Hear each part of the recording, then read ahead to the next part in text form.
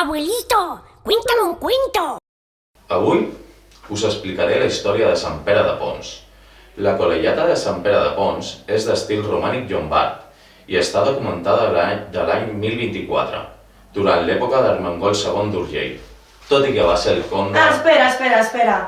Aquesta història és molt avorrida explicada així. D'aquesta història me n'encarrego jo.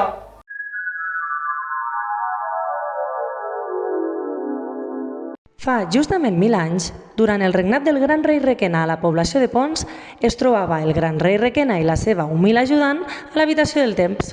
Ups, aquesta no. En aquesta sala, el gran rei Requena passava hores i hores observant el futur. Ai, ja m'he cansat de llegir. Ajudant, engega la màquina del temps i ensenya'm els millors monuments dels darrers 100? No. 200? No. Dels darrers 1000 anys. Oi tant, gran rei Requena! Ara mateix li mostro! Màquina del temps activada! Ting!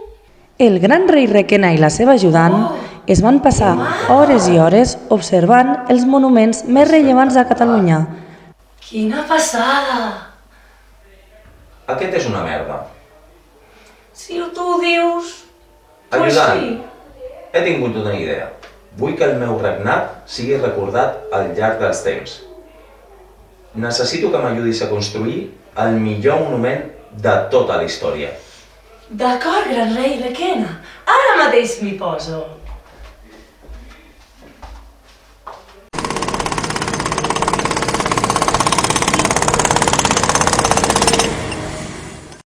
Què et sembla, gran rei Requena? Oh, això sí que és un monument que passarà a la història.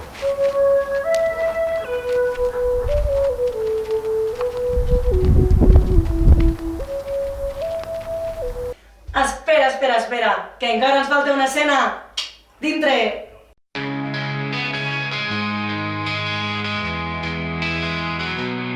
Fa 1000 anys, un gran rei recana el seu nom amb orgull i llei.